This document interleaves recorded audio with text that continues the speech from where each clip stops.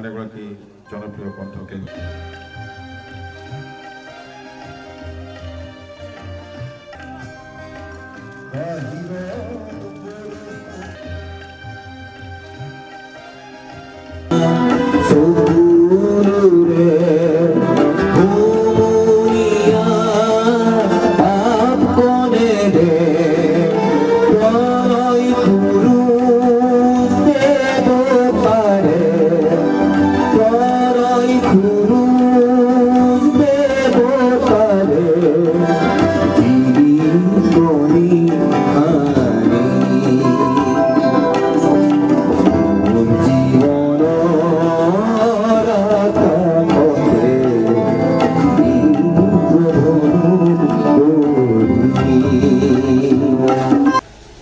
শিলৰ স্তম্ভ এটাৰ দৰে আছিল তেওঁৰ বাধা নেওচি পৃথিৱী বন্দুকৰ ব্ৰজেন্দ্ৰনাথক ধন্যবাদ জনাইছোঁ। আমি সমাধি আজি কলাগুৰু বিষ্ণুপ্ৰসাদ ৰাভাৰ ১৭ সংখ্যক জন্মদিন সমগ্ৰ অসমৰ লগতে তেজপুৰৰ এই সমাধি ক্ষেত্ৰতো আজি তেখেতৰ প্ৰতি শ্ৰদ্ধাঞ্জলি আৰু কণ কণ ল'ৰা ছোৱালী গীতে মাতে আজি গোটেই সমাধি ক্ষেত্ৰখন জীপাল কৰি তুলিছে। কলাগুৰু বিষ্ণুপ্ৰসাদ ৰাভাৰ বিষয়ে ক'বলৈ গ'লে বহুত দীঘলীয়া হ'ব।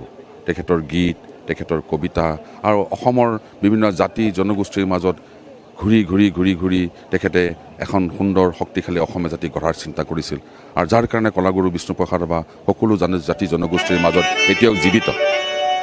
মাননীয় অসমৰ মুখ্যমন্ত্ৰী ডক্টৰ হিমন্ত বিশ্ব শৰ্মা যোৱা 20 জুন তাৰিখে ইয়াত বিশ্বকৰ্মা দিৱস উপলক্ষে আহি ইয়াত দৰ্শন কৰিছিল আৰু দৰ্শন কৰিয়ে তেখেতে ঘোষণা কৰিছিল ইয়াৰ আন্তঃগাঁথনি উন্নীতকৰণৰ কাৰণে 1 কোটি টকা।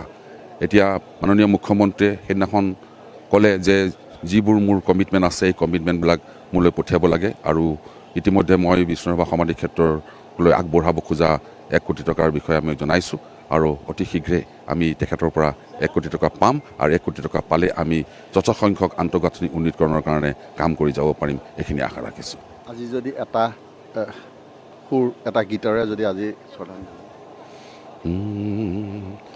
লগনো কলি গ'ল তেওঁ যে নহ'ল কোৱা মনৰ কথাটি মোৰ হিয়াত গুপুতে থোৱা।